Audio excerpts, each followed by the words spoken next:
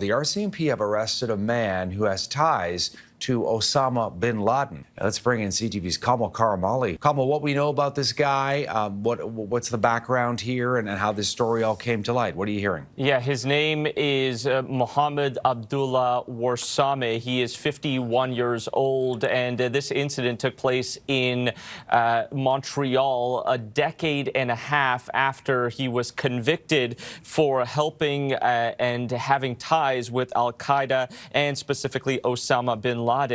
So he is homeless now, according to police, which is why he was at Montreal's largest emergency shelter early last week on Monday, May 26th. Court documents say he allegedly told an employee there at the shelter he wanted to commit a large-scale attack, that he wanted to kill a large number of people, and that he was allegedly able to make explosives. So obviously the employee at the emergency shelter in Montreal called police. Police then informed RCMP. The investigation is still ongoing. We know he appeared in court today, and court records show he has now facing one count of uttering threats to cause death or bodily harm. Going back to Warsame's history with al-Qaeda and Osama bin Laden, in May of 2009, he pleaded guilty in a Minnesota federal court of one count of conspiring to provide material to support and resources to al-Qaeda.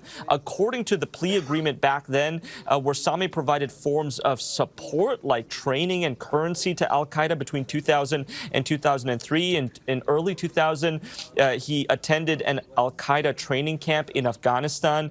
And according to an affidavit, he even admitted to seeing bin Laden on several occasions, attending bin Laden's lectures and sat next to him at a meal, also keeping in contact with several al-Qaeda contacts, and even sending money, $2,000 to one of his former training commanders. So he came to Canada, Todd, as a refugee living in Toronto back in the late 80s.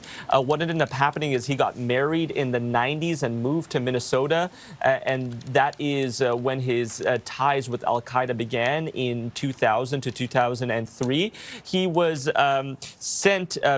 he was convicted in 2009, but then sentenced to 8 years in prison. He was then deported to Canada and apparently in Montreal a decade and a half later, now in trouble with the law. Yet again, he had his first court appearance today, so we'll keep a close track on how this one develops.